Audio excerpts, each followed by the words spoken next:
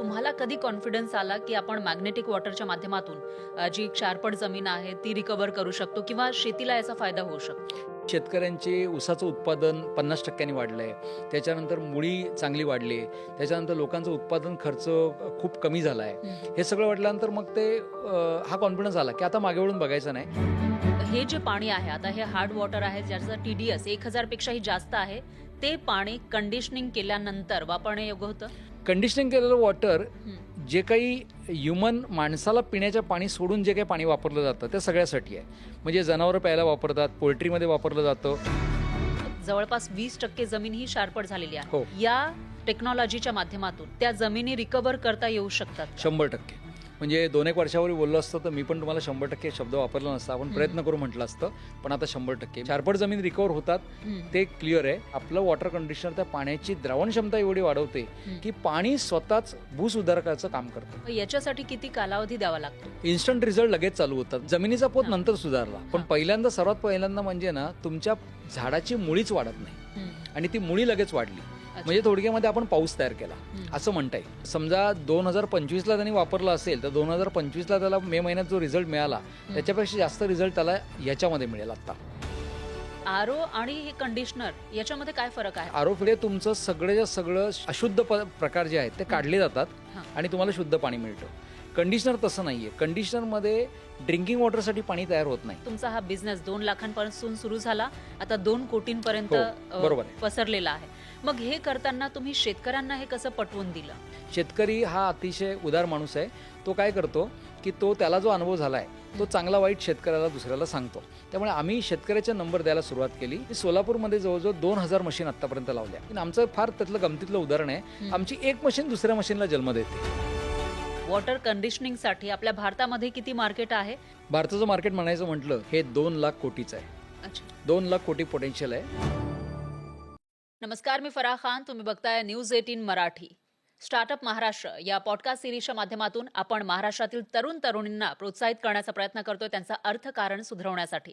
आणि यासाठी गुंतवणूक असेल किंवा बिझनेस क्षेत्रामध्ये ज्यांनी चांगलं कामगिरी केली आहे, जे एक्सपर्ट आहेत आणि सध्या एक युनिक बिझनेस सुरू त्यांनी केलेला आहे, अशा लोकांशी आपण या ठिकाणी बोलण्याचा प्रयत्न करतोय आणि त्यांची स्टोरी जाणून घेण्याचा प्रयत्न करतोय. आज सुद्धा अशाच एका इन्व्हेंटर म्हणता येईल ज्यांनी वॉटर कंडिशनर इन्व्हेन्शनमध्ये एक मोठं काम केलं आहे, त्यांच्यासोबत आपल्याला चर्चा करायची आहे. ऑटोफिल वॉटर कंडिशनरचे फाउंडर गिरीश चंदने हे आपल्या स्टुडिओमध्ये आहे. सर, आपलं खूप खूप स्वागत आहे. चंदने सर, खरं तर तुमची स्टोरी आपल्याला जाणून घ्यायला आवडेल आणि त्याचबरोबर एक महत्त्वाचं म्हणजे शेतीसाठी हे वॉटर कंडिशनर कशा पद्धतीनं महत्त्वाचे आहेत किंवा काय फरक त्याचा शेतीमध्ये पडू शकतो, त्याचा खर्च नेमका किती आहे आणि जी क्षारपड जमीन आहे ती रिकव्हर याच्या माध्यमातून करता येऊ शकते का, याच्याविषयी आपल्याला बोलायचं आहे.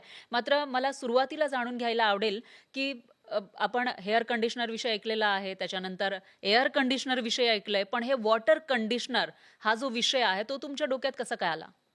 तर पहिलं बेसिक माहिती घेऊया की तुम्ही हेअर कंडिशनर वगैरे. तर कंडिशनर हा शब्द माहिती पडला की काहीतरी चांगलं कंडिशन होतं त्याच्यामध्ये. तर पहिले बेसिक सगळ्या आपल्या लोकांसाठी माहिती घेऊया की पाणी फिल्ट्रेशनचे प्रकार किती आहेत. तर पहिला येतो आरो फिल्टर, जो प्रचंड माहिती आहे. दुनिया का स्वच्छ पाणी वगैरे जे जाहिरात होते त्यामध्ये सगळं माहिती आहे की मोठे मोठे सेलिब्रिटी जाहिरात करतात. तर त्याचं नाव आहे आरो फिल्ट्रेशन, रिव्हर्स ऑस्मोसिस. त्याच्यामध्ये काय होतं की तुमच्या पाण्यातले जे काही क्षार, माती, कचरा हे सगळं पूर्ण शुद्ध होतं आणि म्हणजे बाजूला निघतं आणि तुमच्याकडे पाणी येतं. पण त्याला लिमिटेशन असं आहे की 1 लिटर पाण्यासाठी 1.5 लिटर पाणी वाया जातं, वेस्ट जातं. ते पार्ट अँड पार्सल आहे, ते होणारच आणि तुम्हाला जागेवर शुद्ध पाणी मिळतं. त्यामुळे त्याचं लिमिटेशन आहे की तुम्हाला पाणी चांगलं मिळेल पण ओनली फॉर ड्रिंकिंग वॉटर. म्हणजे शेतीचे जे बाकीचे उद्योग आहेत की पोल्ट्री आहे, डेअरी आहे, शेळीपालन आहे, गोटपालन वगैरे जे म्हणतात त्याच्यामध्ये पण ते पाणी पाजायला त्यांना परवडत नाही किंवा म्हणजे जमत नाही. तर त्याचं कारण असं आहे की खूप क्वांटिटीमध्ये पाणी मिळायचं असेल तर रिव्हर्स ऑस्मोसिस तेवढं उपयोगी पडत नाही. नंतर एक उपाय येतो रेझिन सॉफ्टनर म्हणून जो येतो, तो काही रुरल भागामध्ये वापरला जातो की ज्याच्यामध्ये मिठाचं पाणी तयार होतं. तर या दोन्ही प्रकारामध्ये काय होतं की एकामध्ये फिल्ट्रेशन होतं, एकामध्ये सॉफ्टनिंग होतं. तिसरा प्रकार आहे त्याचं नाव आहे कंडिशनिंग. कंडिशनिंग म्हणजे पाण्यामधले जे घटक आहेत कॅल्शियम, मॅग्नेशियम, सोडियम, पोटॅशियम त्या पाण्याचं त्याचं कंडिशनिंग करायचं. म्हणजे त्या पाण्याला कंडिशनिंग म्हणजे काय, काही काढायचं नाही, काही टाकायचं नाही, पण त्याच्या आतमध्ये त्याचं कंडिशनिंग करायचं त्याच्यामध्ये. म्हणजे आपण शॅम्पू केल्यानंतर कंडिशनर वापरतो, कंडिशनर शॅम्पू होऊ शकत नाही. तसं याच्यामध्ये ही जी टेक्निक आहे वॉटर कंडिशनिंग, ही तुमची रिप्लेसमेंट नाही आहे, ही तुमची एनहान्समेंट आहे. अच्छा, त्याच्यामध्ये म्हणजे आरो आणि हे कंडिशनर याच्यामध्ये काय फरक आहे? म्हणजे आरो मध्ये आपण घरामध्ये वापरतो आरो मध्ये तुमचं सगळं अशुद्ध प्रकार जे आहेत ते काढले जातात आणि तुम्हाला शुद्ध पाणी मिळतं. कंडिशनर तसं नाहीये. कंडिशनरमध्ये ड्रिंकिंग वॉटरसाठी पाणी तयार होत नाही. ते पाणी बल्क वॉटरसाठी, हे पिता नाही येत. बरोबर आहे, पिण्यासाठी ते नाहीच आहे. आता काही ठिकाणी आमच्या गावपाणी योजना झाल्यात जिथे लोक पाणी पितात, ते त्यांचं म्हणजे त्यांना प्यायला नाही पाहिजे पण त्यांना परवडत नाही किंवा काही कुठल्यामुळे ते पितात.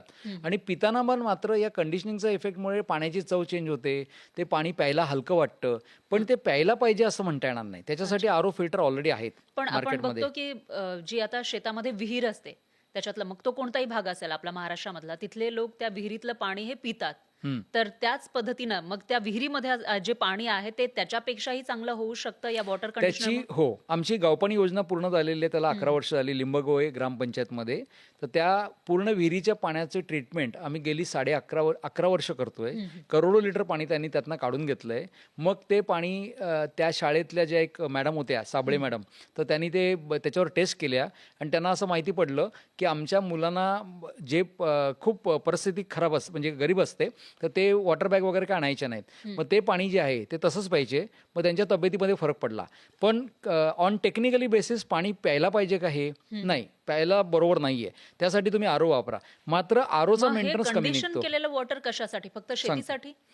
कंडिशनिंग केलेलं वॉटर जे काही ह्युमन माणसाला पिण्याच्या पाणी सोडून जे काही पाणी वापरलं जातं ते सगळ्यासाठी आहे. म्हणजे जनावरं प्यायला वापरतात, पोल्ट्रीमध्ये वापरलं जातं, त्याच्यानंतर बाकी सगळ्या ठिकाणी वापरलं जातं, जिथे जिथे पाण्याचा वापर होतो. मग आता कुठे वापरतं, मला एक गमतीशीर प्रश्न विचारतात लोक की सर हे कुठे वापरायचं ते सांगा. मग आम्ही सांगतो सर हे कुठे वापरायचं नाही ते सांगणं सोपं आहे त्याच्यामध्ये. मग कुठे वापरायचं नाहीये तर मुंबईमध्ये, पुण्यामध्ये, जिथे लोकांना महानगरपालिकेचं पाणी मिळतं, धरणाचं पाणी मिळतं, तुमच्या घरामध्ये पाणी चांगलं येतं, ज्याचा TDS 100पेक्षा कमी आहे, हार्डनेस कमी आहे, तिथं तुम्हाला हे पाणी वापरावं लागतं. म्हणजे पुणे मुंबई सारख्या ठिकाणी वॉटर कंडिशनिंगची गरज नाहीये असं तुम्ही म्हणताय? मुंबई पुण्यासारख्या ठिकाणी जिथे तुम्हाला महानगरपालिका पाणी सप्लाय करते, त्याच्यामध्ये तुमच्या माहितीसाठी मुंबईला रोजचं 200 कोटी लिटर आरो क्वालिटीचं पाणी नैसर्गिकरित्या उपलब्ध झालेलं आहे. ते कसं? कारण आपल्याकडे ती धरणं आहेत की त्या धरणांचं जिओ स्ट्रक्चर असं आहे की ज्या धरणांमध्ये जे पाणी येतं ते पाणी स्वतःच इतकं शुद्ध आहे की त्याला वेगळं काही करण्याची गरज पडत नाही. तसंच पुण्याला पानशेत, टेमघर, खडकवासला, त्याच्यानंतर नगरमध्ये, अहिल्यानगरमध्ये मुळा धरण, यांचं जे पाणी येतं ना, हे भारतातलं नाही जगातलं सर्वात बेस्ट वॉटर आहे. आणि त्याच्या व्यतिरिक्त बाकीचे त्याच्या व्यतिरिक्त मात्र सगळं आनंद आहे. कारण तिथे पाण्याची क्वालिटी एवढी खराब झाली आहे. विहिरीमधलं पाणी, बोरवेलमधलं पाणी, नद्यांमधलं पाणी, त्याच्यामध्ये आता उजनी धरणामध्ये पाणी जे येतं ते कशा पद्धतीने येतं ते सगळ्या लोकांना माहिती आहे की पुण्यातलं जे ड्रेन वॉटर आहे ते उजनी धरणामध्ये येतं, भीमा नदीमध्ये येतं. आणि तेच पाणी म्हणजे मध्ये एका मोठ्या शेतकरी नेत्याने सांगितलं होतं की पंचगंगेचं पाणी कसं पचवतात हे जगातलं 8वं आश्चर्य आहे. इतकं पाणी नदीमधलं खराब झालेलं आहे. तुम्हाला उदाहरण द्यायचं म्हटलं तर नीरा नदीचं उदाहरण घ्या की बारामतीला जी नीरा नदी आणि तिच्या काठावर जी शेती आहे त्या शेतीमध्ये जवळजवळ 3 ते 4 महिने ते पाणी वाहतं असतं. नंतर ते वाहतं पाणी थांबलं की त्याच्यानंतर त्या पाण्याचा TDS हा 1000 पर्यंत वाढतो. आता 1000 TDS म्हणजे काय, तर मुंबईच्या पाण्याचा TDS 50 आहे, तो 1000 आहे. याचा अर्थ ते जवळजवळ 20 पटीने हार्ड वॉटर आहे. आणि अशा पद्धतीने ॲग्रिकल्चरसाठी भारतातलं 90% जास्त पाणी हे एक्स्ट्रीमली हार्ड वॉटर याच्यामध्ये येतं. मग हे जे पाणी आहे आता, हे हार्ड वॉटर आहे ज्याचा TDS 1000 पेक्षाही जास्त आहे, ते पाणी कंडिशनिंग केल्यानंतर वापरण्यायोग्य होतं? येस, शेतीच्या वापरण्यायोग्य होतं, पूर्णपणे होतं त्याच्यामध्ये. म्हणजे त्या पाण्याने जेव्हा शेती करता तेव्हा त्याच्यामधले 2 प्रॉब्लेम सॉल्व्ह होतात.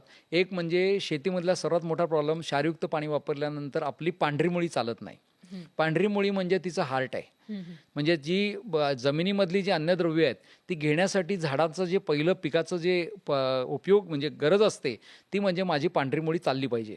आता पांढरी मुळी चालत नाही म्हणजे नक्की काय होतं, तर क्षारांचे जे तुमचे जो आपला जो डोक्यावरचा केस आहे ना, त्या केसाचा 1,00,000वा भाग करा आणि त्या 1,00,000वा भाग एवढं छोटं रंध्र असतं, मेम्ब्रेन असतं, सेल मेम्ब्रेन. मग त्याच्यामधनं जर पाणी गेलं तर पाणी जातच नाही. मग झाडाला काय संदेश मिळतो की मला इकडचं पाणी चांगलं मिळत नाहीये. मग तो काय करतो, तुम्हाला सांगू तर शकत नाही की मला पाणी चांगलं द्या म्हणून. मग झाड एक दुसरी गोष्ट करतं, त्याला म्हणतात की माझी पांढरी मुळी चालत नाही. म्हणजे ते स्वतःहून त्याची पांढरी मुळी थांबून घेतं आणि मग त्याला पांढरी मुळी चालत नाही. आणि मग शेतकरी अनेक काही प्रयत्न करतो, खतं वापरतो सगळं, पण ते वेस्ट जातं कारण पाणीच चांगलं नाहीये. मग हे जे कंडिशनिंग केलेलं वॉटर आहे ते दिल्यानंतर झाडाची पांढरी मुळी ही चांगल्या पद्धतीने वाढू शकते किंवा झाडांची वाढ जी काही पिकं आहे त्यांची वाढ चांगल्या प्रचंड पद्धतीने होऊ खूप शकते. चांगल्या पद्धतीने वाढते. आम्ही सांगतो की कमीत कमी 100% ते 500% ती मुळी वाढते. आणि आमच्याकडे जी उदाहरणं आहेत त्याच्यामध्ये पिकाचं उत्पन्न वाढल्याची उदाहरणं आहेत. जमीन आणि चांगलं. त्याचबरोबर तुम्ही खताचाही उल्लेख केला, हो. तर मग हे पाणी वापरल्यानंतर खतं लागणार नाही असं काही होऊ नाही, शकतं? लागणार नाही असं म्हणता येणार नाही. ते अतिशयोक्ती होईल. पण तुमची जी खतांचा योग्य वापर होईल. म्हणजे तुम्ही, आपण ते एक मराठीमध्ये म्हण आहे ना की शेळीच्या समोर वाघाचं चित्र ठेवलं आणि तिला सांगितलं की तू जेव, तर ती नाही जेवू शकत, कारण तिच्यासमोर वाघाचं चित्र ठेवलेलं आहे. तर त्याच पद्धतीप्रमाणे तुम्ही मुळ्यांच्या भोवती इतकी खतं वगैरे दिलेत, अन्नद्रव्य दिलेत, पण तिला खाण्यासाठी तिच्याकडे ती नाकं तोंडच नाही आहेत घेण्यासाठी, तिला पाणीचं तिचं हायड्रेशन होत नाही आहे, मग ती कशी होणार? मग त्यावेळेला हा प्रॉब्लेम येतो की माझी पांढरी मुळी चालत नाही. म्हणून तुम्ही एक गोष्ट लक्षात घ्या की जेव्हा पाऊस पडतो तेव्हा जशी मुळी चालते, जशी हिरवळ येते सगळीकडे, तशी हिरवळ नंतर येत नाही. मग त्याचं कारण काय आहे? तर पावसाचं पाणी हे जगातलं सर्वात शुद्ध पाणी आहे शेतीसाठी. मग त्यामध्ये, कारण त्याचं कारण असं आहे, त्याचा TDS शून्य असतो, त्याचा हार्डनेस शून्य असतो. ते एकदम पूर्णपणे पाण्याची वाफ असते, एकदम शुद्ध पाणी असतं. त्यामुळे ते पाणी तुम्हाला शेतीला दिल्यानंतर त्याचा प्रचंड चांगला उपयोग होतो. आणि म्हणून जो काही शेती, कोरडवाहू शेती होते, त्याला 4 पावसाळे जरी चांगले मिळाले तरी ती शेती पूर्ण होते आणि खताचा योग्य वापर होतो. पण तेच आपलं पाणी हार्ड असेल तर खताचा तेवढा पूर्ण वापर होत नाही. त्यामुळे खतं लागत नाही असं नाही म्हणणार मी. खतांचा योग्य वापर होण्यासाठी तुम्हाला पांढऱ्या मुळीची गरज आहे आणि पांढरी मुळी वाढवणं हे वॉटर कंडिशनरचं पहिलं काम आहे. जेव्हा आपण पाण्याविषयी बोलतोय, तुम्ही म्हणालात की पावसाचं पाणी हे शुद्ध असतं. तेच पाणी जेव्हा आपण रेन हार्वेस्टिंगच्या माध्यमातून त्याला साचवून ठेवतो, तेव्हाही ते तेवढंच शुद्ध असतं की त्याच्यामध्ये मग क्षार मिक्स होतं? जेव्हा तुम्ही रेन वॉटर हार्वेस्टिंगमध्ये पाणी जमिनीत सोडता तिथपर्यंत ते शुद्ध असतं. त्याच्यानंतर काय होतं की त्या पाण्याची द्रावण क्षमता प्रचंड चांगली आहे. चांगला प्रश्न आहे. मी जेव्हा पहिलं थोडंसं एक बेसिक उत्तर देतो की पाण्यामध्ये क्षार तयार कसे होतात, बरोबर? त्याचं कारण, आता कोकणातलं उदाहरण देतो आणि बाकीचं उदाहरण देतो. महाराष्ट्रापुरतं म्हटलं तर तुम्ही जेव्हा गणपतीपुळ्याला जाता त्यावेळी गणपतीपुळ्याला लोकांना असं बऱ्याच वेळेला वाटतं की तिथे बाजूला जी नगर परिषद आहे तिथे काहीतरी व्यवस्था केली, देवस्थान आहे म्हणून व्यवस्था केली का? ॲक्च्युअलमध्ये तसं अजिबात नाही आहे. तिथलं पाणी नॅचरली मुंबईपेक्षा चांगलं आहे. मुंबईच्या पाण्याचा TDS 50 आहे तर त्यांच्या पाण्याचा TDS फक्त 40 आहे. मग त्या समुद्रकिनाऱ्याच्या बाजूला असं कसं झालं? तर ही निसर्गाची एक रचना आहे की जिथे जांबा दगडामुळे तिथल्या विहिरीमध्ये चांगलं पाणी मिळतं. तेच पाणी कोकणामध्ये बऱ्याचशा ठिकाणी चांगलं मिळतं.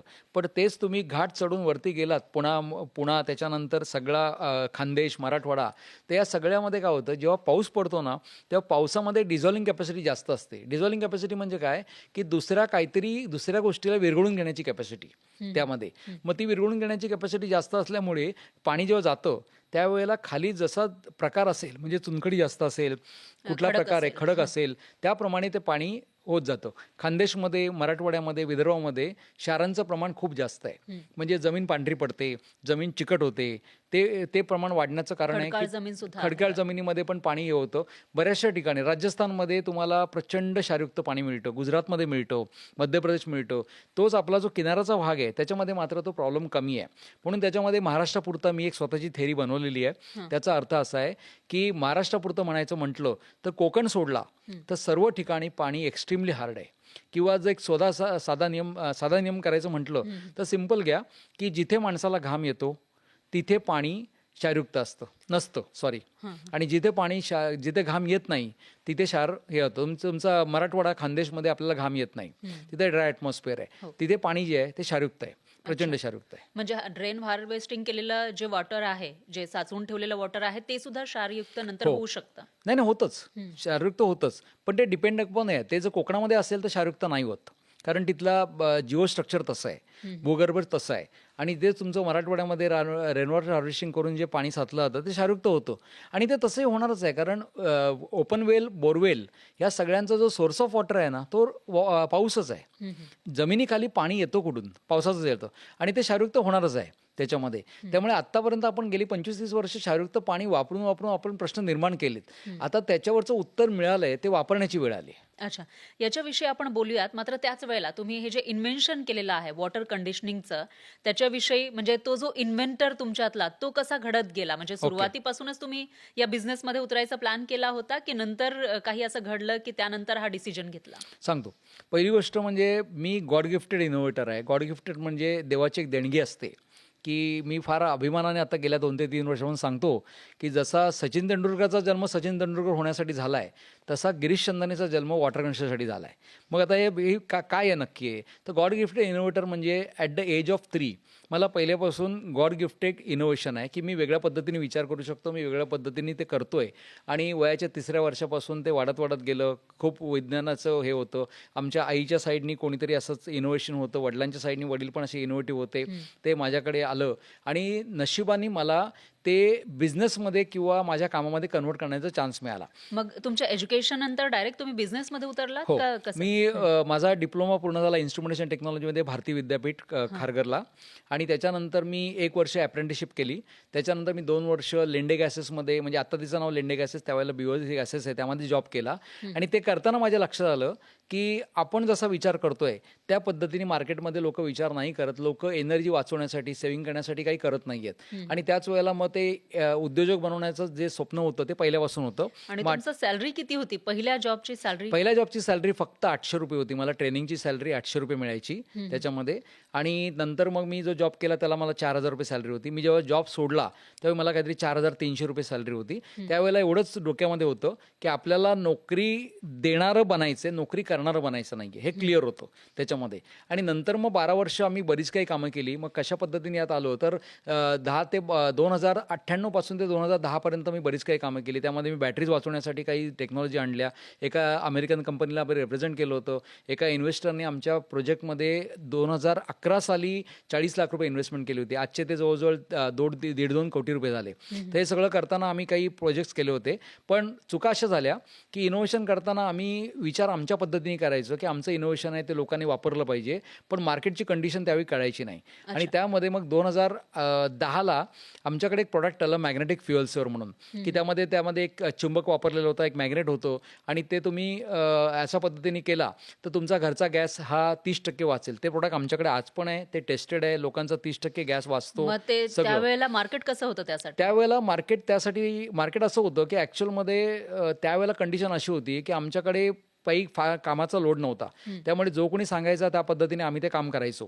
पण त्यावेळेला ते मॅग्नेटिक फ्युएल्सवर तयार करताना असं झालं की त्याचं पण मार्केटिंग होत नव्हतं आणि त्याच्यामध्ये काही इन्व्हेस्टमेंट झाली होती. मग त्याचं करायचं काय? मग त्यावेळी इंटरनेटवरती बराच सर्च चालू होता. मग त्यात शब्द सापडला मॅग्नेटिक वॉटर. तर मॅग्नेटिक वॉटर नावाचा शब्द, आमच्याकडे मॅग्नेट होतं. मग ते मॅग्नेटिक करताना आम्ही गुगलमध्ये वर्ड टाकले की what is use of magnet. मग त्याच्यामध्ये जे काही आता तर AI आलेलं आहे ते पटकन उत्तर देतं. त्यावेळेला AI नव्हतं. मग त्यावेळेला आम्हाला उत्तर मिळायची. मग आम्ही ते सर्च करत गेलो. बरेच महिने सर्च केल्यानंतर आम्हाला सापडलं की मॅग्नेटिक वॉटर हा एक शब्द ॲग्रिकल्चरमध्ये उपयोगी आहे. मग त्याच्यावरती काही काम झालं. त्यावेळेला आम्हाला आमचे गुरुतुल्य संजीवदादा माने, ऊस संजीवनी ग्रुपचे संस्थापक, त्यांचं मार्गदर्शन मिळालं की त्यांनी सांगितलं की हे खूप चांगलं काम आहे, तुम्ही याच्यामध्ये करा. मात्र तोपर्यंत कोणी करत होतं का मॅग्नेटिक वॉटरवर? कोणी मॅग्नेटिक वॉटरमध्ये भारतामध्ये थोडंफार काम चालू होतं. पण तो काम असं चालू होतं की जर का मी पाऊस पडण्याची मशीन आणली तर तो पाऊस फक्त माझ्या शेतात पडला पाहिजे, अशी भूमिका होती. म्हणजे माझ्यापुरतंच मी काम करणार, त्याचा मी बिझनेस करणार, पण ते तंत्रज्ञान मोठं होऊ नये. आणि त्यावेळेला मला आठवतंय, मला फार एक चांगली गोष्ट सांगायची इथे की आम्हाला वॉल्वोची एक सक्सेस स्टोरी माहिती पडली होती त्यावेळेला. ती सक्सेस स्टोरी अशी आहे की ती मेन्शन करणं गरजेचं आहे की वॉल्वोने जेव्हा 1959 मध्ये 1959ला जेव्हा सीटबेल्ट बनवला त्यावेळेला त्याच्यावरती $1 खर्च झाले होते की हा सीटबेल्ट बनवायचा, त्याच्यानंतर तो आपण विकायचा वगैरे वगैरे. आणि मग ते झाल्यानंतर त्या पेटंट घेतलं. त्याच्यानंतर मग आता त्याच्यावर पैसे कमवण्याची वेळ आली की आपण जे $1 खर्च केलेत त्याचे आपण रॉयल्टी घेऊया. आणि त्यावेळेला माझ्यामध्ये त्यांचं नाव नील्स बोलिन म्हणून आहे. त्यांच्या MDचं एक भूमिका फार उपयोगी पडली. त्यांनी सांगितलं की जर अशा पद्धतीने आपण काम करत बसलो तर हे तंत्रज्ञान लोकांपर्यंत पोहोचणार नाही त्यामध्ये. मग त्यांनी जगाला तो एक इंडस्ट्री बदलवण्याचा निर्णय घेतला की आपण हे पेटंट ओपन करूया आणि आपण काय करू, लोकांना बोलवू आणि सांगू की सर तुम्ही हे आमच्याकडनं शिकून घ्या आणि हे मानवतेसाठी फार गरजेचं आहे.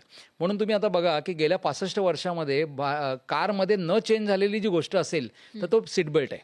म्हणजे ते 3 पॉईंट सीट बेल्टमुळे लोकांचे अनेक जीव वाचले. मग त्यांनी जो विचार केला ना तर ते आमच्या मनावरती तो पगडा होता की हे तंत्रज्ञान आपण जास्तीत जास्त लोकांपर्यंत पोहोचवण्यासाठी खूप भगीरथ प्रयत्न करूया. मग आमचं ते दादांचं मार्गदर्शन झालं. मग त्यांनी सांगितलं, तिथून आमचं सुरुवात झाली मॅग्नेटिक वॉटर कंडिशनर व्हर्जन 1.0. त्यावेळची एक सांगण्यासारखी गोष्ट अशी आहे की त्यावेळेला ते लोक आम्ही वॉटर कंडिशनर वापरायचो त्यावेळेला ती शेतकरी आम्हाला भरभरून काही सांगायचे. आता आम्हाला पटायचं नाही की आणि माझी तर परिस्थिती अशी होती की मला शेतीतलं त्यावेळी काही कळायचं नाही. आज मी 2-2, 3-3 तास बोलू शकतो पण त्यावेळेला मला तेवढं एक्सपिरियन्स नव्हता. मग त्यावेळेला आम्ही ते माझी नॉन AC गाडी घेऊन मी 400 किलोमीटर ड्राईव्ह करून जायचो. मी ते लोकांना बघायचो, ते सांगायचे. मग त्यावेळी मला काय कळायचं नाही. मग मी ॲग्रिकल्चरवाल्या माणसाला घेऊन जायचो की हा काय बोलतो ते मला समजव त्याच्यामध्ये. मग त्यातनं एक गोष्ट लक्षात आली की एक असं तंत्रज्ञान आहे की जे तंत्रज्ञान शेतीचा चेहरा मोहरा बदलू शकतो त्याच्यामध्ये आणि त्याला थोडा वेळ लागणार आहे पण ते होऊ शकतं.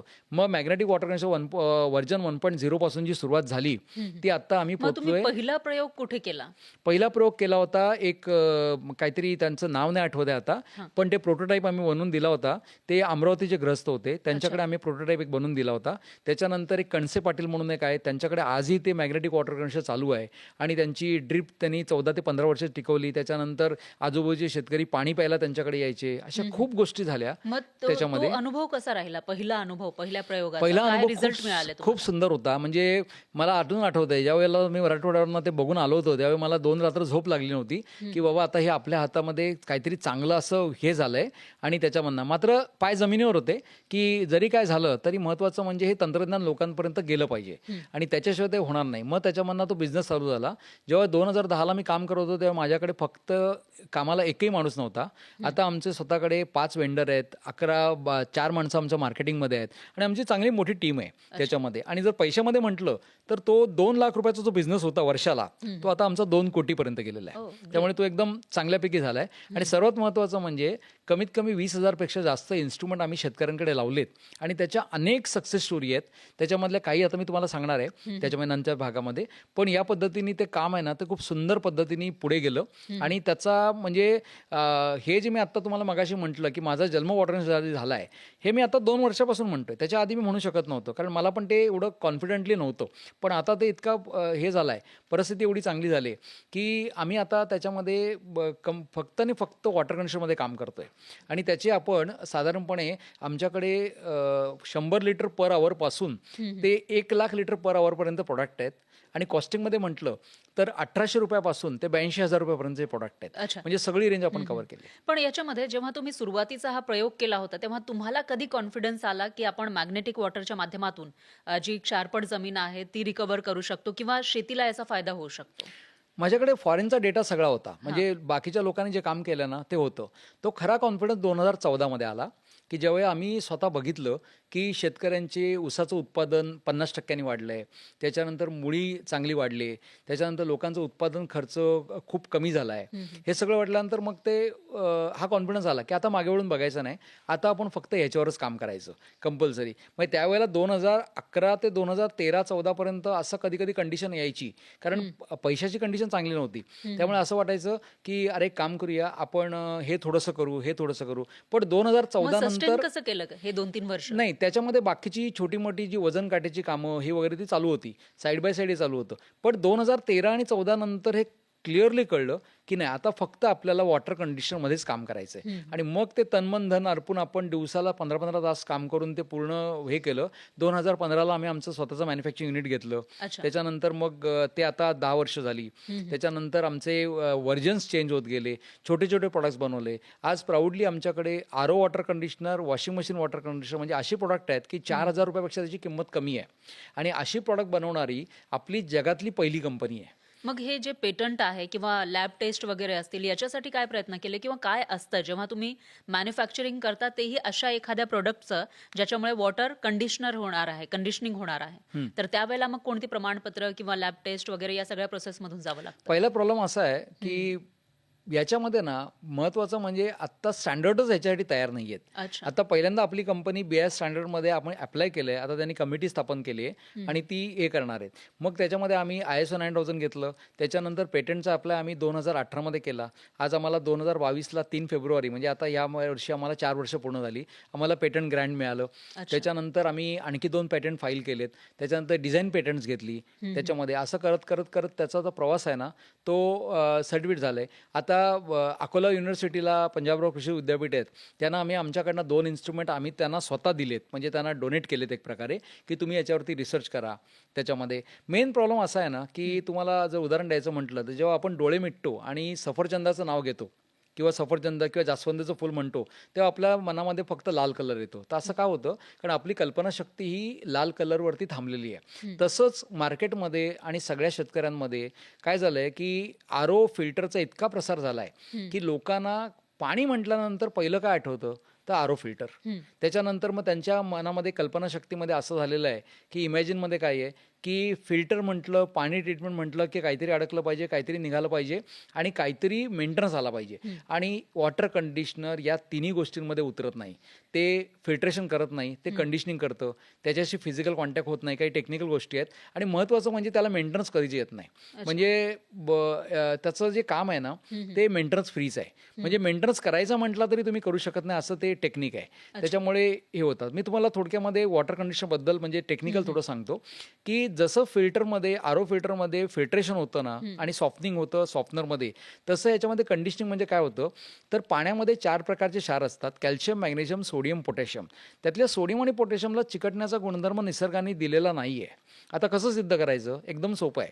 आपल्या तुमच्या वरळीच्या या नाक्याच्या जवळच आहे.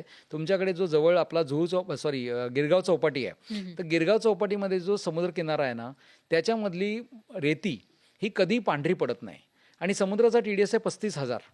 खूप हार्ड वॉटर आहे, म्हणजे क्षारयुक्त पाणी आहे, पण त्याच्यामध्ये मिठाचं प्रमाण आहे. मग त्याचं कारण असं आहे की मिठाचं प्रमाण जास्त असल्यामुळे आपलं जे पाणी समुद्राच्या किनारी पाणी येतं ते पांढरेपणा आणू शकत नाही, ते चिकट होत नाही. आणि तेच जर का तुम्ही उदाहरण मराठवाड्याचं घेतलं किंवा पुण्यामधलं शिरूरचं घेतलं तर तुमचं पाणी जमिनीवर पडल्यानंतर लगेच जमीन पांढरी पडते आणि ती चिकट होत जाते. एखाद्या शेतकऱ्याला पूर्वी 70 HPचा ट्रॅक्टर वापरायला लागत होता, 30 HPचा पहिला लागत होता, आता तो 70 HPचा वापरावा लागतो, कारण जमिनीचा चिकटपणा वाढत चाललाय. तर याला कारण आहे की कॅल्शियम, मॅग्नेशियम हे 2 घटक असे आहेत, क्षार आहेत की ज्यांना चिकटण्याचा गुणधर्म निसर्गाने दिलाय आणि तो जर दिला नसता तर आपली ही मीटिंगच झाली नसती आता, कारण ते निसर्गाने तो दिलेला आहे आणि तोच खरा प्रॉब्लेम आहे आणि त्या प्रॉब्लेममुळे आपल्या शेतीमधले प्रॉब्लेम निर्माण झाले. वॉटर कंडिशनरमुळे हे जे प्रॉब्लेम आहे ते कसं सॉल्व्ह करता येऊ शकतात आणि त्याच्यासाठी काही टाइम पिरियड आहे का? सांगतो. त्याच्यामध्ये ते सॉल्व असे करता येतात की त्याच्यावरती जे इलेक्ट्रॉनिक आणि मॅग्नेटिक वेव्हज तयार होतात ना त्या वेव्हजमुळे तुमच्या पाण्यातील कॅल्शियम, मॅग्नेशियमचा जो ॲक्टिव्ह कंडिशन आहे ती पॅसिव्ह होते. म्हणजे थोडक्यामध्ये आपण काय करतो तर आपण कॅल्शियम, मॅग्नेशियम क्षार काढत नाही, आपण त्यांचा चिकटण्याचा गुणधर्म काढतो आणि त्यामुळे आपला प्रॉब्लेम आहे ना तो त्यांना न काढता सॉल्व्ह होतो. आणि एक अतिशय अद्भुत गोष्ट त्यामध्ये होते ती म्हणजे त्या पाण्याची डिझॉल्विंग पॉवर वाढते. म्हणजे डिझॉल्विंग पॉवर म्हणजे काय की तुमच्या जमिनीमध्ये जुने क्षार जमा झालेले आहेत. म्हणजे तुम्ही 20 वर्ष शेती करताय, आता माझी जमीन शारपट झाली म्हणजे कॅल्शियम, मॅग्नेशियमनी त्या जमिनीमध्ये सिमेंटसारखं काम केलं, कॉन्क्रीटसारखं, त्यामुळे ती जमीन कडक झाली. आता पाणी स्वतःच क्लिनिंग एजंट म्हणून काम करतं आणि त्याच्यामध्ये तुम्ही हे पाणी दिल्यानंतर ते विदिन 1 ते 2 महिन्यानंतर ते डिझॉल्व व्हायला लागतं. त्यामुळे आमच्याकडे असे कित्येक शेतकरी काय सांगतात की सर मला पहिल्या वर्षी जे रिझल्ट मिळाले ना त्याचे दुप्पट रिझल्ट मला पुढच्या वर्षी मिळाले. मग काय कारण आहे? पहिल्या वर्षी मुळी वाढली पण जमीन त्यावेळेला तुम्हाला साथ देत नव्हती, कारण जमीन नुकताच सुरुवात झाली होती. पण दुसऱ्या वर्षी जमिनीने पण साथ दिली आणि मुळी पण वाढली. असा डबल फायदा होऊन त्याच्यामध्ये उत्पन्न खूप चांगलं वाढतं आणि आमच्याकडे कित्येक उदाहरणं आहेत की त्यांची उत्पन्न 50% पासून ते 100%, 150% वाढलेलं आहे. अच्छा, मग याच्यासाठी किती कालावधी द्यावा लागतो? इन्स्टंट रिझल्ट लगेच चालू होतात. म्हणजे कोथिंबिरीसारखं जर पीक असेल ना तर आमच्याकडे असे शेतकरी आहेत की सर मागच्या वर्षी माझ्याकडे 22,000 पेंड्या झाल्या होत्या किंवा त्या जोड्या झाल्या होत्या, यावर्षी माझ्याकडे 4,500 झाल्यात. म्हणजे इथपर्यंत कंडिशनिंग आहेत. केलेलं वॉटर दिल्यानंतर Yes. जमिनीचा पोत हा उत्पन्न- सुधारत गेला आणि मग ते उत्पादन सुद्धा वाढत गेलं. जमिनीचा पोत नंतर सुधारला, पण सर्वात पहिल्यांदा म्हणजे ना तुमच्या झाडाची मुळीच वाढत नाही हम्म. आणि ती मुळी लगेच वाढली, म्हणजे थोडक्यामध्ये आपण पाऊस तयार केला असं म्हणता येईल. आणि त्याच्यानंतर पोत सुद्धा सुधारत गेला. पोत सुधारत गेला. मग त्यामुळे समजा 2025ला त्यांनी वापरलं असेल तर 2025ला त्याला मे महिन्यात जो रिझल्ट मिळाला त्याच्यापेक्षा जास्त रिझल्ट त्याला याच्यामध्ये मिळेल आता याच्यामध्ये. सर, तुम्ही आता शारपट जमिनीचा उल्लेख केला आणि आपण बघतोय की एक डेटा सांगतो आपल्या भारतामध्ये जवळपास 20% जमीन ही शारपट झालेली आहे. हो. कारण आपण वर्षानुवर्ष जमीन वापरत आलो. आपले आजोबा पणजोबा जे कोणी असतील त्यांच्यापासून आता सुद्धा वापरत असताना काही जमिनी या शारपट झालेल्या दिसून हो, येत आहेत. बरोबर तर आहे. मग या टेक्नॉलॉजीच्या माध्यमातून त्या जमिनी रिकव्हर करता येऊ शकतात का? 100%. म्हणजे 2-1 वर्षापूर्वी बोललो असतो तर मी पण तुम्हाला 100% शब्द वापरला नसता, आपण प्रयत्न करू म्हटलं असतं, पण आता 100%. मी एक सक्सेस स्टोरी सांगतो ज्यात तुम्हाला सगळं क्लिअर होईल. 2 आहेत तशा. सचिन शिंदे नावाचे एक शेतकरी आहेत. अहिल्याबाई होळकरांचं जे जन्मगाव आहे त्याचं नाव आहे चोंडीगाव. ते जामखेड तालुक्यामध्ये आलं. तर त्याच्यामध्ये त्यांची भावकीनी त्यांना दिलेली एक जमीन होती, म्हणजे त्यांची वाटणी झाली. त्या वाटणीमध्ये त्यांना एक अशी जमीनचा प्लॉट मिळाला की ज्या जमिनीमध्ये सगळ्या जमिनीचं पाणी येऊन ड्रेन होतं आणि मग ते नाल्यामध्ये जातं. म्हणजे थोडक्यामध्ये ते त्यांचा जो एक प्रकारचा साठवणुकीचा प्लॉट होता. तर त्याच्यामुळे त्यांना त्याच्याबद्दल अपेक्षा नव्हती. त्यांचं साधारणपणे माझ्या ते आत्ता 41 वय आहे सचिन शिंदे यांचं. आणि त्यांनी सांगितलं की सर ह्या जमिनीमध्ये काही उगवलं नव्हतं, मी प्रयत्न करणार आहे. म्हटलं करूया, हरकत नाही. मग त्यांनी आहे ते बियाणं वापरून प्रयत्न केला आणि यावर्षी आत्ता 1 महिन्यापूर्वी त्यांच्या ऊसाचं हार्वेस्टिंग झालं. आणि ज्या जमिनीमध्ये त्यांना कधी गवत उगवत नव्हतं, ज्यांच्याकडे कधी साधी येडी बाबूळ वगैरे अशी उपके यायची नाही, रान साफसफाई करायला लागायचं, गव्हाचा प्रयत्न केला, ऊसाचा प्रयत्न केला, पण झाला नाही. तिथे त्यांनी यावर्षी 86-032 व्हरायटीचं 51 टन उत्पादन घेतलं. म्हणजे 0 to 51 टन क्लिअर त्याच्यामध्ये. आणि नंतर त्याचा जो हिशोब निघाला पैशामध्ये, तर त्यांनी त्या लागवडीसाठी काहीतरी 20-22 हजार रुपये खर्च केले होते, पण त्यांना त्याचं उत्पन्न कधी मिळत नव्हतं. त्यांना 1,78,000 रुपये उत्पन्न मिळाले. ही झाली एक केस. दुसरी केस आहे की ज्याच्यामध्ये एक लोणंदला शिंदे म्हणून आहेत शेतकरी. त्यांनी म्हणजे त्यांना 22 टन ते 23 टन उत्पादन मिळायचं. म्हणजे त्यांनी हे सांगितलेलं आहे की सर मला सांगायला पण आम्हाला लाज वाटायची, कारण शेतकरी म्हणायचे की अरे 22 टन उत्पादन मिळून तू कशाला खतांचा खर्च करतोस, त्याला एवढं होतंय. ते त्यांचं उत्पादन 57 टनावर गेलं आहे. नीरा नदीच्या काठाला ज्या जमिनी आहेत त्याच्यामध्ये एक प्रशांत भैया कदम म्हणून आहेत, त्यांच्याकडे 85 टनावरनं 100 टनावर गेलं आहे. आणि एक अतिशय महत्त्वाची गोष्ट आत्ता झाली, आता त्यांची काढणी होईल त्याची, की शारपट जमिनीमध्ये हरभऱ्याचं उत्पादन आलंय जे त्यांच्याकडे कधी होतच नव्हतं. म्हणजे त्यांच्याकडे तो हरभऱ्याचं उत्पादन म्हटलं तर त्याच्यामध्ये 0 असायचा. आता त्यांना जवळजवळ साधारणपणे 15-20 हजार रुपयाचं उत्पन्न 3 महिन्यामध्ये मिळाले. पूर्णपणे 100% शारपट. त्यामुळे शारपट जमीन रिकवर होतात ते क्लिअर आहे. शारपट जमीन होण्याचं जे कारण होतं ते म्हणजे क्षार, कॅल्शियम, मॅग्नेशियम आणि त्याचा चिकटण्याचा गुणधर्म. तो गुणधर्म आपण काढल्यानंतर काय होतं की आपलं वॉटर कंडिशनर त्या पाण्याची द्रावण क्षमता एवढी वाढवते की पाणी स्वतःच भूसुधारकाचं काम करतं. अच्छा. म्हणजे जिप्सम, सल्फर हे जे वापरलं जातं, किंवा आता एक नवीन प्रकार आहे, पाण्याखाली जमिनीखाली ड्रेन पाईप टाकतात. ते ड्रेन पाईप टाकण्याची तुम्हाला गरज पडणार नाही. तुमचा ड्रेन पाईप टाकण्याचा जो खर्च आहे त्याच्यापेक्षा पाणी इटसेल्फच तुमचं क्लिनिंग एजंट होतं त्यामध्ये, आणि ते एनर्जी देण्याचं काम वॉटर कंडिशनिंग करतं. अच्छा. आता तुम्ही या सगळ्या गोष्टी सांगितल्या, मात्र त्याच वेळेला तुम्ही हेही सांगितलं की तुमचा हा बिझनेस 2 लाखांपासून सुरू झाला, आता 2 कोटींपर्यंत हो, बरोबर आहे. पसरलेला आहे. मग हे करताना तुम्ही शेतकऱ्यांना हे कसं पटवून दिलं? शेतकऱ्यांना पटवण्याचं कारण एकच होतं, ॲक्च्युअलमध्ये आम्हाला फारसं काही करावं लागलं नाही. आम्ही माउथ पब्लिसिटीमध्येच व्हायचं. आम्ही एकच काम करायचो की जे कोणी शेतकऱ्यांचे नंबर मागतात तर बाकीच्या ज्या आमच्या कॉम्पिटिशन कंपन्या आहेत त्या ते शेतकऱ्यांचे नंबर देताना जरासं काकू करतात की त्यांची प्रायव्हसी आहे वगैरे वगैरे. शेतकऱ्याला अशी काही प्रायव्हसी वगैरे नसते. शेतकरी हा अतिशय उदार माणूस आहे. तो काय करतो की तो त्याला जो अनुभव झाला आहे तो चांगला वाईट शेतकऱ्याला दुसऱ्याला सांगतो. त्यामुळे आम्ही शेतकऱ्याचे नंबर द्यायला सुरुवात केली. आता तावशीला आमचं पहिलं युनिट लागलं 2013मध्ये. आज त्याला 13 वर्ष होऊन गेली. तर त्याच्या वेळेला त्या तावशी गावामध्ये जी सुरुवात झाली तर आम्ही सोलापूरमध्ये जवळजवळ 2000 मशीन आत्तापर्यंत लावल्या.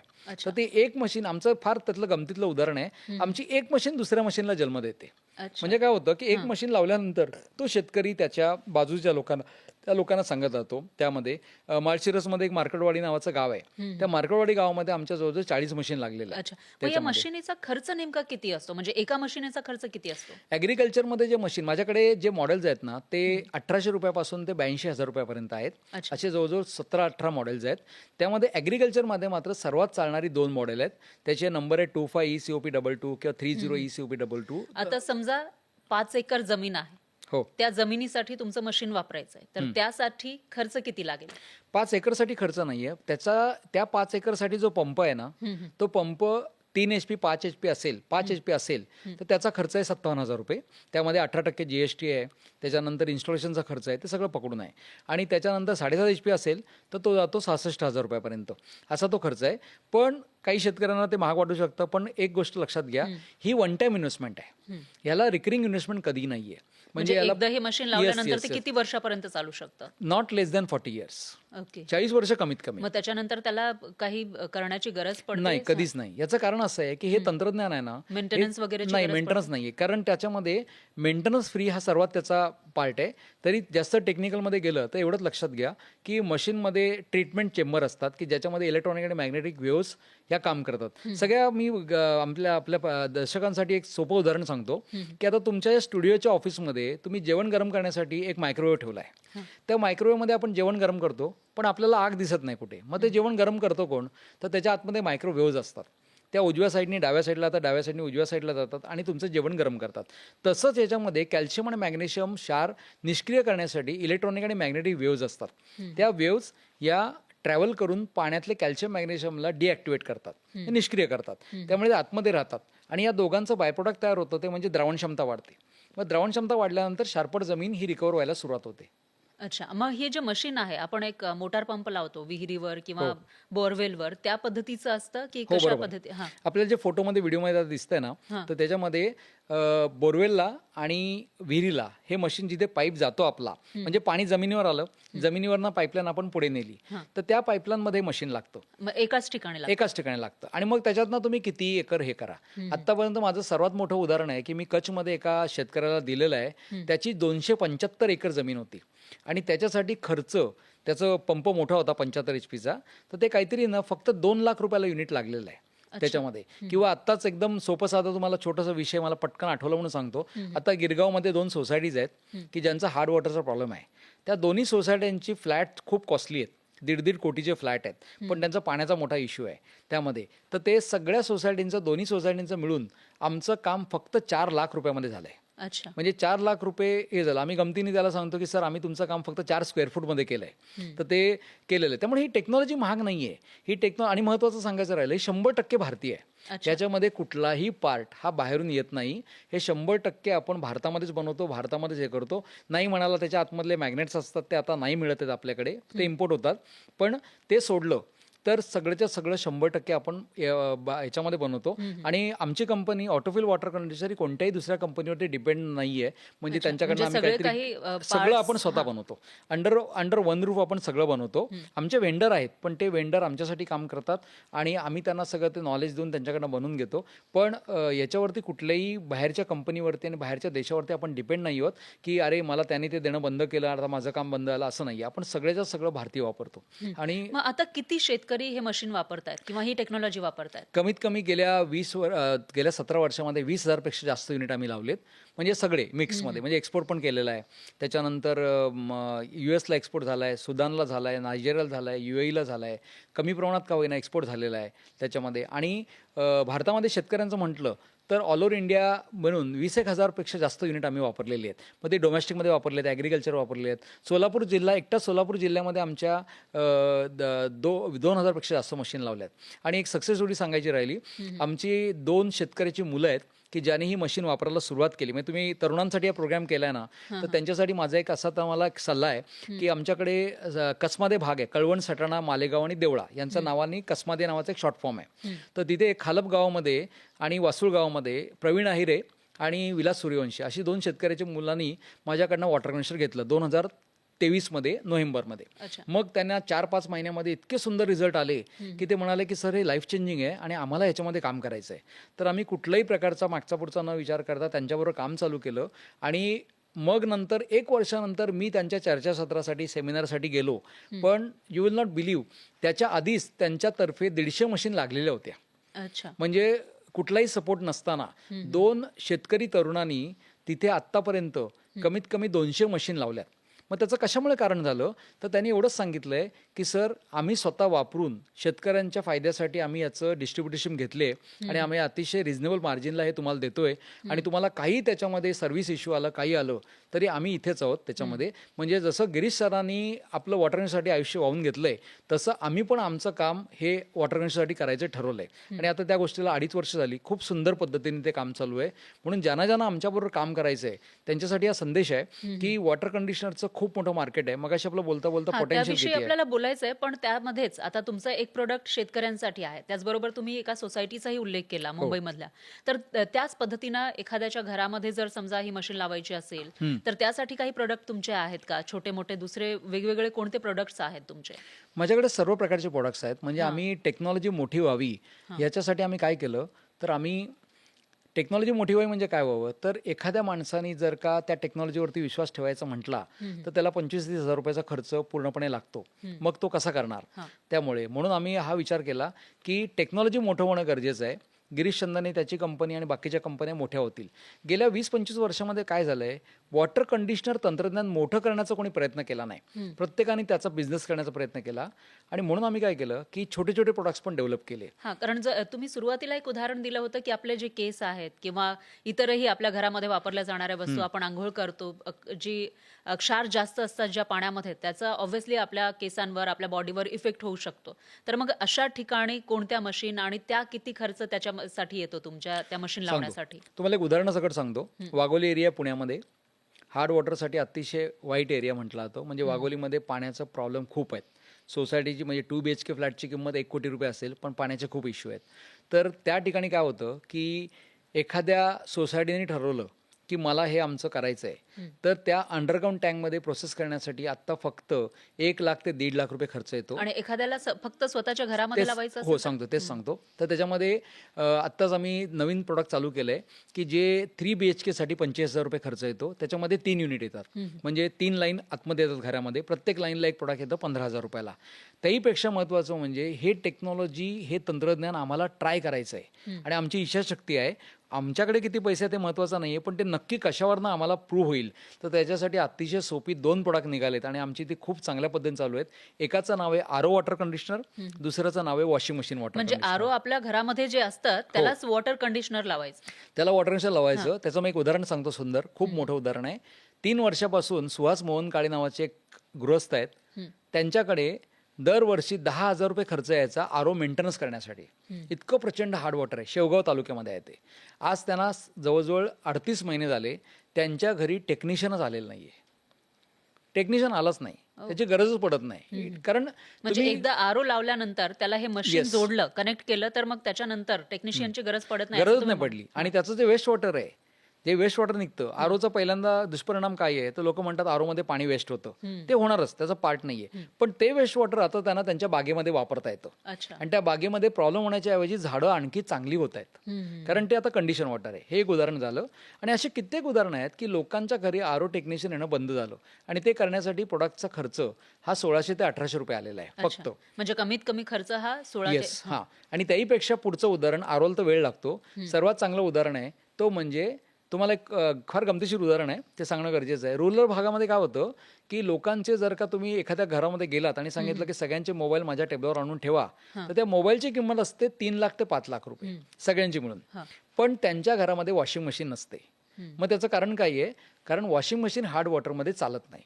हार्ड वॉटर आणि वॉशिंग मशीनचा 36 आकडा आहे आणि त्यामुळे आणि त्याच वेळेला ते सुहास मोहन काळे आज गेली 1 वर्ष 36,000ची IFBची वॉशिंग मशीन वापरतायत आणि कुठेही त्यांना प्रॉब्लेम नाहीये. म्हणजे वॉशिंग मशीनला सुद्धा हे मशीन कनेक्ट करून वापरता येतं. ते 2,000 रुपयाला प्रोडक्ट येतं. ही सगळी प्रोडक्ट आहेत ना ही आम्ही आमच्याकडे एक अतिशय म्हणजे खूप जणांना फिश टँकचा हे असतो, फिश टँक वापरतात घरी. मग त्याचं पाणी बदलायचं, माझे मासे अंडी देत नाहीत वगैरे. आमच्याकडे एक अन्सारी क्रेन म्हणून आहे, त्यांच्याकडे एक आशिष चार्लू काम करतात.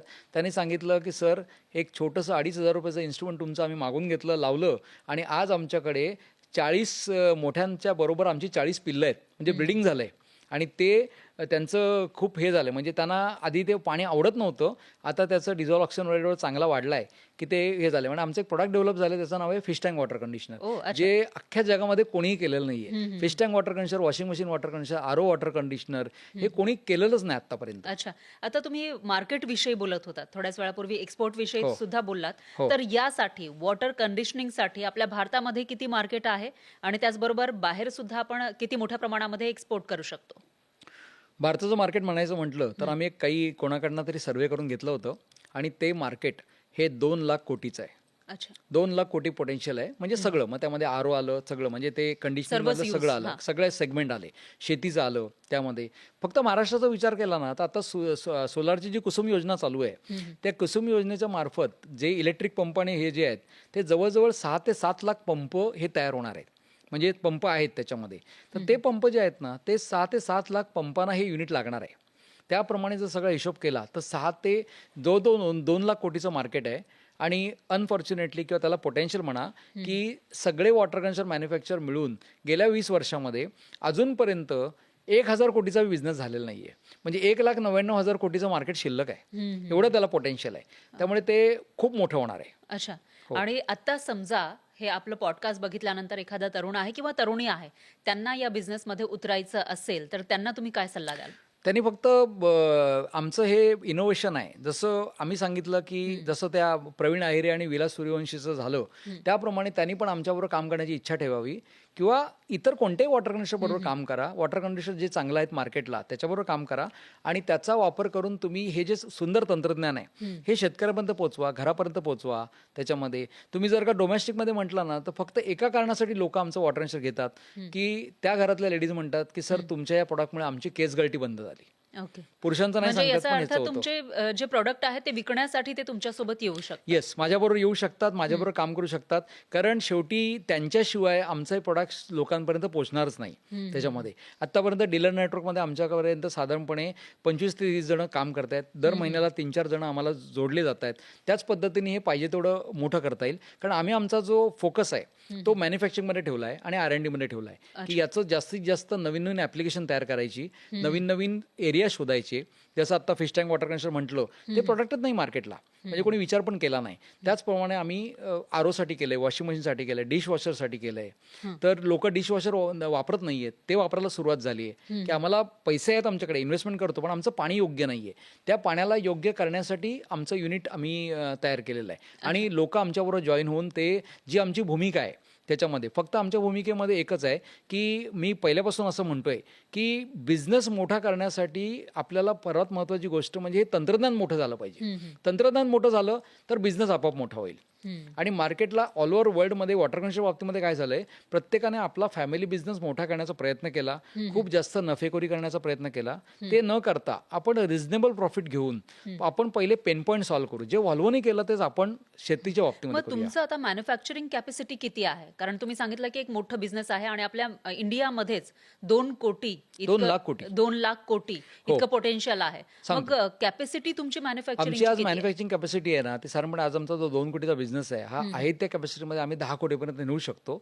स्केलअपचा प्लॅन रेडी आहे. स्केलअपचा प्लॅन म्हणजे आम्हाला जे मेन आमच्या याच्यामध्ये जे ट्रीटमेंट चेंबर, वॉटर सिलेंडर जे लागतात ते आम्ही बनवू. आमच्या येणाऱ्या या पॉडकास्टच्या नंतर येणाऱ्या तरुणांबरोबर काही काम करू.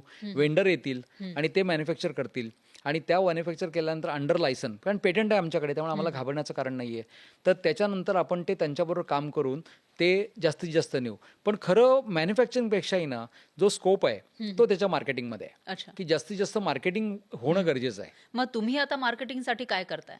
आम्ही शेतकऱ्यांच्या मुलाबरोबर जास्त काम करतो, कारण दुकानदारांबरोबर काय होतंय की कुठं ना कुठेतरी आम्हाला थोडासा अनुभव असा येतोय की लोकांना रिकरिंग प्रोडक्ट जास्त आवडतं आणि नॉन रिकरिंग आवडत नाही त्याच्यामध्ये. म्हणजे आता आम्ही आरो वॉटर कंडिशनर देतो ना, पण आरो वॉटर कंडिशनर दिल्यानंतर पण लोक ते आरो टेक्निशियन ते वापरण्याकडे त्यांचा कल कमी असतो. त्यामुळे होतंय काय की एक विचित्र धंदा चालू झाला आहे की आरो फिल्टर चालत नाही, त्याचा मेंटेनन्स खूप येतो. मग लोकांनी 20 लिटरचे जार घ्यायला सुरुवात केली आणि 20 लिटरचे जार देण्याची जी वाहतूक आहे ना ती चुकीची आहे.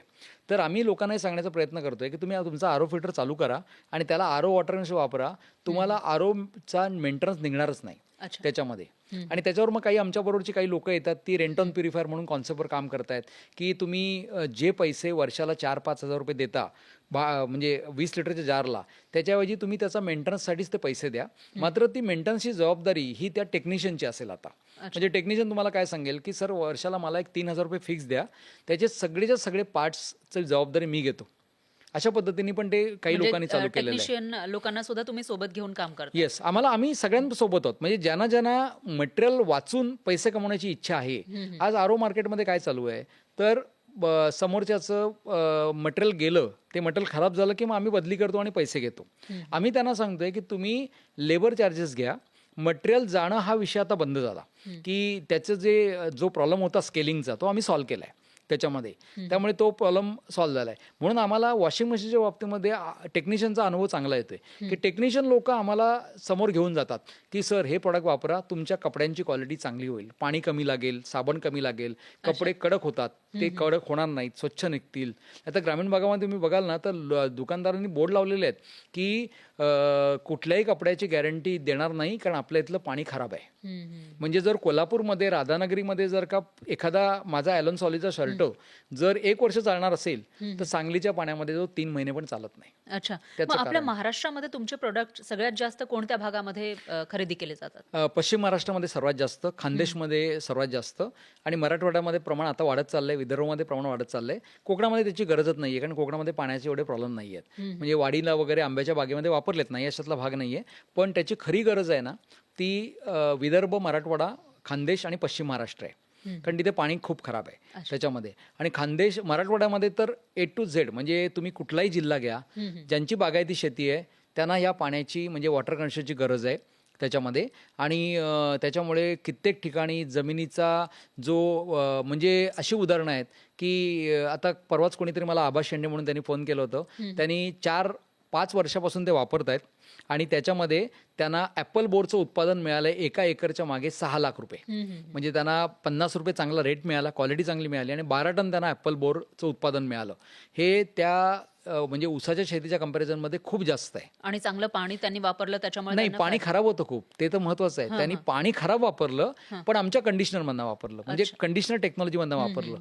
त्यामुळे त्यांचं दुसरा भाग असा आहे, त्यांनी सांगितलं की आमच्या शेजाऱ्याकडे पाऊस पडला भरपूर, तर त्याच्याकडे पाणी साठतं, पण आमच्या जमिनीमध्ये पाणी साठत नाही, पाण्याचा निचरा होतो लगेच. अशा पद्धतीने तो एक त्याचा फायदा आहे. म्हणजे वॉटर कंडिशनर याचे इतके कंगोरे आहेत की ते सांगता सांगता आपल्याला 2-3 पॉडकास्ट पण कमी पडतील, एवढं त्याचं काम. मग आता तुमचं फ्युचर प्लॅनिंग काय आहे? आता येणाऱ्या 5 वर्षामध्ये ऑटोफिल वॉटर कंडिशनर हे कुठे असेल?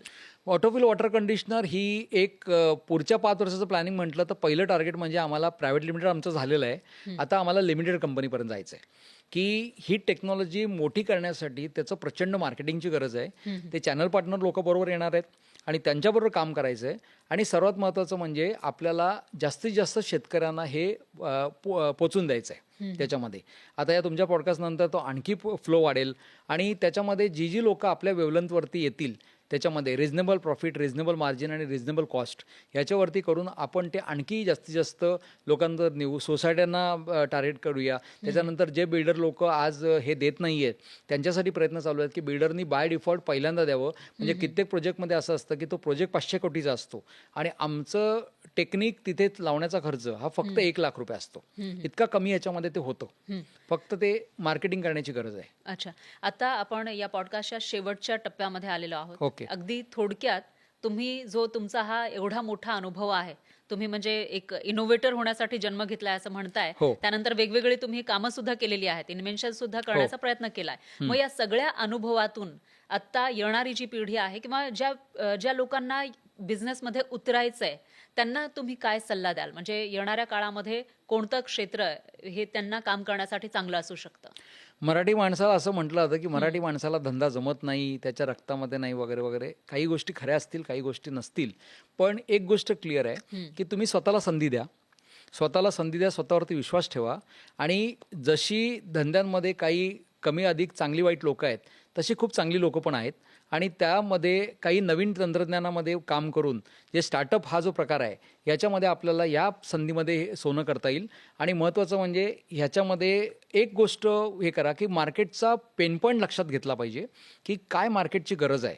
म्हणजे आता आम्ही आमच्या बाबतीमध्ये वॉटर कंडिशनरच्या माध्यमातून घेतलं की शेतीसाठी वॉटर कंडिशनिंग ही फार गरजेची गोष्ट आहे आणि ती गरजेची गोष्ट जी आहे ती आम्ही लोकांपर्यंत पोहोचवली, लोकांना ती हे केली आणि बाकीच्या आता अनेक लोकांबरोबर तरुणांबरोबर काम करतोय. जास्त करून आमचं काम आहे ना ते शेतकऱ्यांच्या मुलाबरोबर आहे की शेतकऱ्याच्या मुलांना जर आपण मोठं केलं आणि त्यांना सपोर्ट केला तर त्याच्यामध्ये, कारण दुकानदार वगैरे तर ऑलरेडी मोठे आहेतच त्याच्यामध्ये, त्यापेक्षा आणि आमचे ते दोघं जण प्रवीण आयरे वगैरे आहेत ना किंवा दत्तात्रय माळशिकारे बारामतीचे आहेत, ते आमचे रोल मॉडेल आहेत की त्यांनी कुठल्याही प्रकारचं बॅकग्राऊंड नसताना, त्यांचं कुठलंही दुकान नाही, काही नाही, ते घरून ऑपरेट करतात, पण त्यांनी तो कॉन्फिडेंटली ते प्रोडक्ट आमचं लोकांपर्यंत पोहोचवलं आणि त्याच्यानंतर आमचं हे सगळं हळूहळू काम चालू आहे. आम्हाला चिकार खूप टेलिमार्केटिंग यांची गरज लागणार आहे. आज आमच्याकडे उत्तम साळुंके सर आहेत, टेलिमार्केटिंगमध्ये नीता मॅडम आहेत, ज्या घरून काम करतात, म्हणजे आमचे त्यांचे रिसोर्स वाढवले. तुमच्याकडे आता तुमच्यासोबत काम करण्याची संधी मिळेल आणि रोजगार उपलब्ध होईल. येस, कारण प्रोडक्ट इटसेल्फ खूप स्ट्रॉंग आहे,